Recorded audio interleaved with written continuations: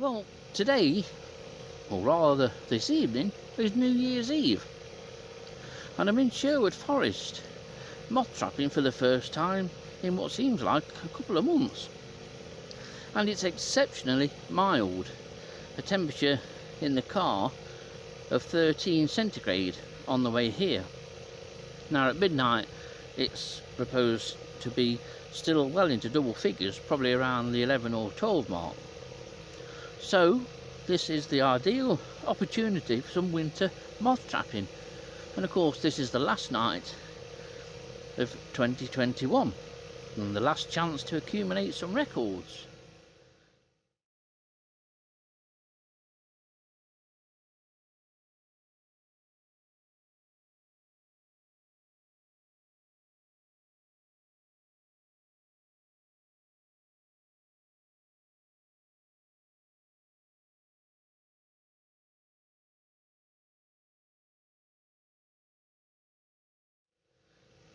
But there's also a really good chance that we may see the first of next year's moths in the form of maybe something like spring usher or pale brindled beauty, which typically appear in sort of January and February onwards. But with conditions like this, and in the more mild recent winters that we've had, these are two species that have started to appear earlier. I've never recorded, even when Dennis alive, we never recorded pale brindled beauty or spring usher before the end of January, really. I think certainly never had them before New Year. So it'll be interesting to see what turns up.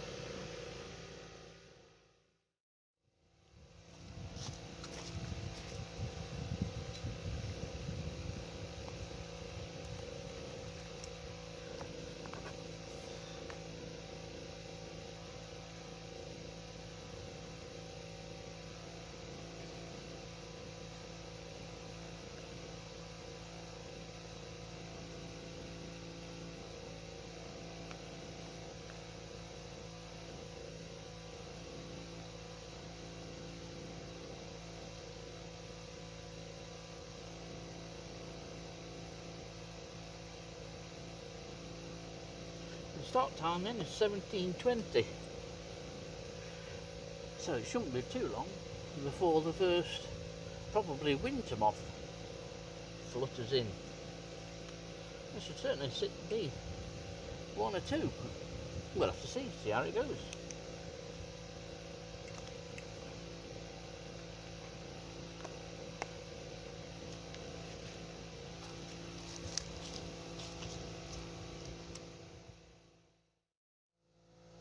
Now tonight's trapping location is fairly close to the major oak. In fact, I'm just about a couple of hundred yards off the major oak.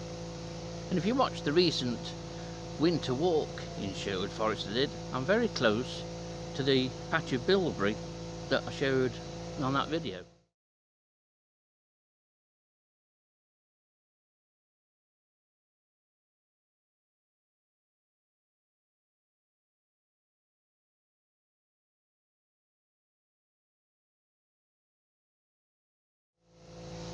It's a location Dillis and I did trap certainly once, and that was a number of years ago obviously, and that was either late November or early December, and that particular night we were after scarce umber and didn't even arrive here till I think it was the early hours of the morning.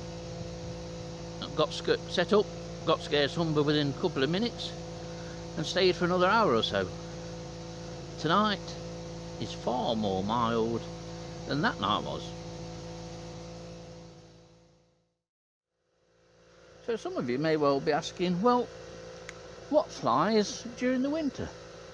Well, even in a typical winter, there are a number of moths that will fly on all but the very coldest nights. One appropriately called winter moth. There's also northern winter moth, which is very similar to winter moth. Doesn't speak with or fly with a northern accent, but it is slightly different. You'll have moths like mottled umber, still a slight chance of scarce umber, but you're also looking at overwintering species like chestnut might drop in. Maybe even satellite might be brought out by the very mild conditions we have tonight. And then also just as likely are species that you would typically get from about February onwards. Species like common quaker, which are still in the pupal stage during the winter months, but they are fully formed up while in the pupal stage. So it only takes a couple of mild days and they can be out. It is possible I get one of those. Hebrew character is another potential species, and as I mentioned before, geometrid moths like pale brindle beauty and spring usher are all just as likely to occur as each other. Then of course you've got your micros. I mean, you never really know completely what's going to turn up, but we could get something like Agonoptrix, either Alströmeriana or Agonoptrix oracleana. There's a number of species that could just drop in. There's also a couple of Tortrix moths, species like Eclaris natana or Eclaris variegana. There really is quite a few species you could potentially get.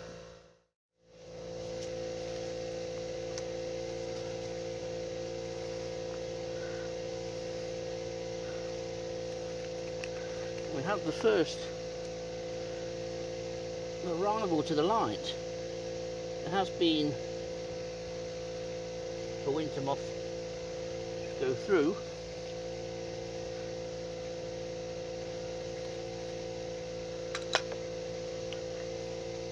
There we are.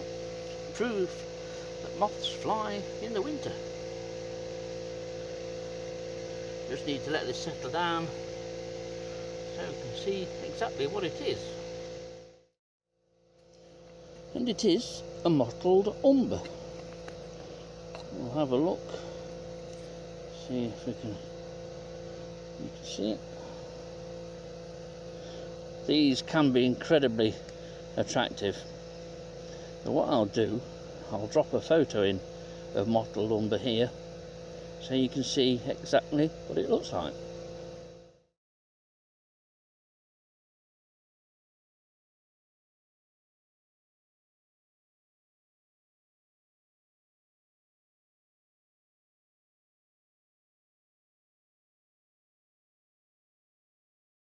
And here is the moth. It is a lovely form of mottled umber. Only the males have wings in mottled umber, one of several species of moths that fly during the winter months in which the females are indeed wingless or have only vestigial wings. This is quite a variable moth. It can be more extremely and darker marked than this particular one. Supposedly they can be quite plain and quite light brown. There are some beautiful colour forms to this species, as there are on many moths during the spring months. Spring usher is a particularly beautiful moth, extremely variable. In fact, some of the moths are so different they could be mistaken for different species. But this is a nice way to start the evening. Had winter moths pause briefly and fly by the light, but I was doing other things. But at least you've got to see a moth. See, I told you moths fly in winter. No one ever believes me, you know.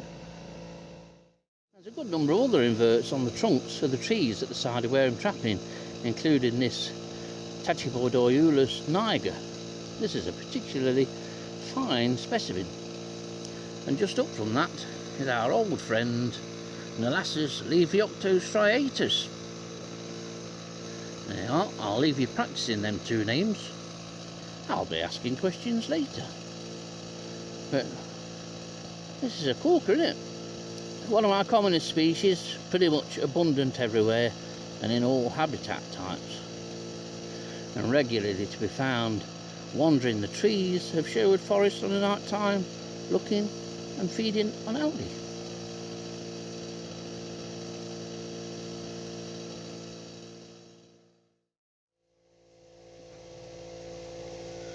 Moth trapping certainly isn't to everybody's taste.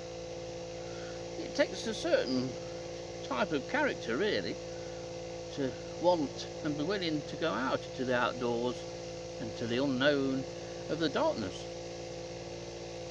There are, like it or not, some unscrupulous and troublesome characters around, although so far in all the years of moth trapping never come across any.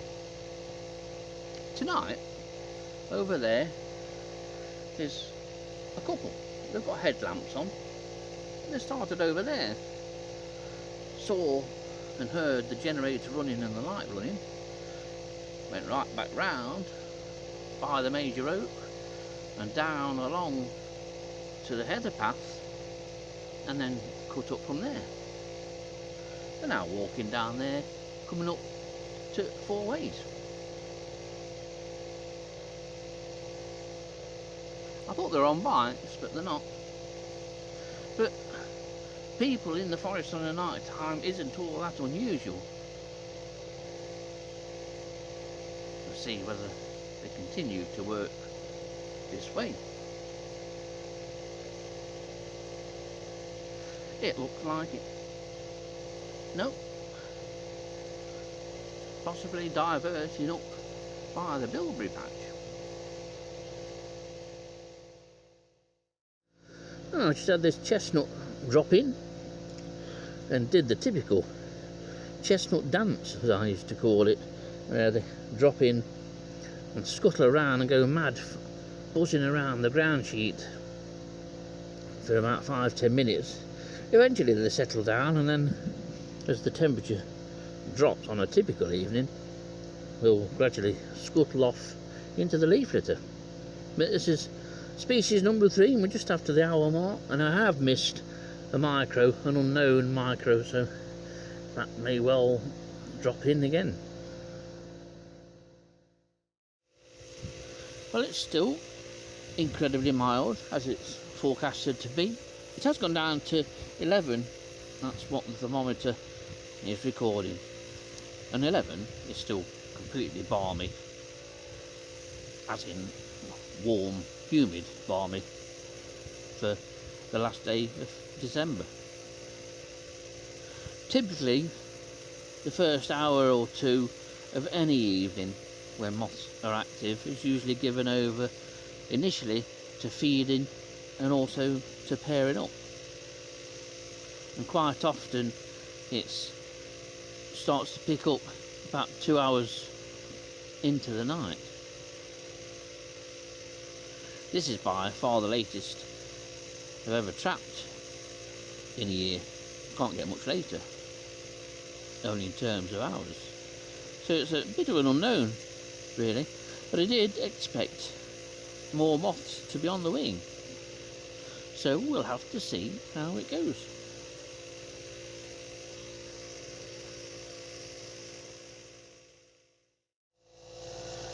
People often say to me, what makes you do it? What makes you leave the comfort of a nice, warm, dry home and go out into what they always presume is cold, dark and damp? But it's not. I must admit tonight is unusual, and that I've been able to keep my sleeves rolled up, which doesn't make it your typical December moth trapping. I've never trapped in a coat, never. If you need to put a coat on to moth trap, it's too cold to trap, don't bother.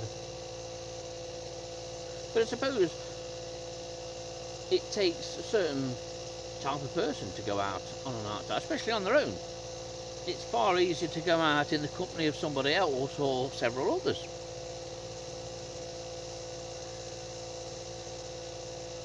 What you do need is somewhere relatively safe to trap. I'm quite fortunate, and Dillis and myself have always been quite fortunate. We've always had the site at Eakring, or several sites at Eakring, where we could run a trap, all behind lockable gates, still are, as is Sherwood Forest. It makes you feel far more secure knowing that it's highly unlikely that another car could come by, or another car that shouldn't be here. So getting permission from the landowner and finding a safe place to trap is a must, really. There are plenty of places that remain untrapped in Nottinghamshire. Lots of smaller woodlands, and a lot of woodlands often on private estates. You can forget trapping on Thoresby, because Thoresby is pretty much a closed shop. But a lot of estates are often quite open to the idea of somebody moth trapping in the woodlands, because in a roundabout way it benefits them. When Dennis and myself used to trap occasionally at Kersal, at Hare Hill Wood, which belonged to the Kingston estate, I mean, it was used to produce pheasants for shooting, and it was a beneficial way, really, because Dennis and I got to trap at a site that was well off the beaten track. No one else was allowed into the wood apart from the gamekeeper, and when we were there on a night time, it was almost like we were additional security. We put potential poachers off the side of a bright light and two people around the light. It's not what poachers want. So the estate, we got to trap moths and record moths, and the estate got a bit of added security. In order to trap any moths in the winter, you really need to be out in habitat, and in particular in a woodland habitat. You're hardly likely, unfortunately, to trap many moths, if any, in an urban garden. I ran the trap for 3 hours a couple of nights ago, and I did get a single Emelina monodactyla, but that was it. Unless your garden is situated quite close to a number of trees, but in particular to woodland, you're wasting your time trapping from home. You'll just get night after night of nothing. You may well drag a late or a very early light brown apple moth and an Emelina monodactyla, which is the common plume, and that's about it. Far better to join up with someone, grab your MV light, a generator, and find some deciduous woodland to trap in.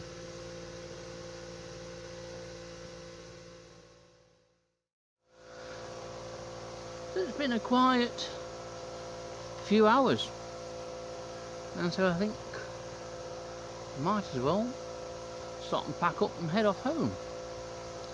Have a look for moths in the headlights, and I think we'll start packing away. It's been quite disappointing in terms of numbers of moths. There's always another day.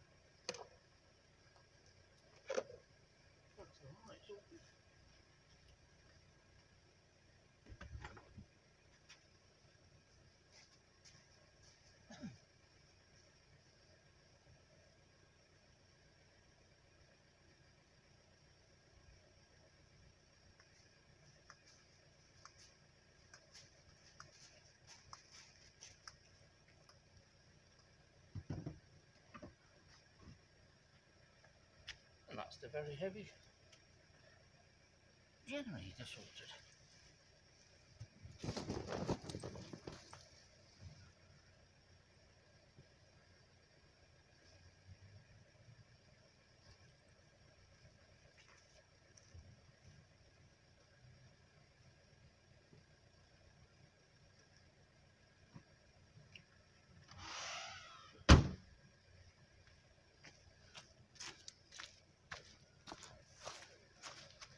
So there we go. Moth trapping on New Year's Eve in Sherwood Forest. Here's to 2022.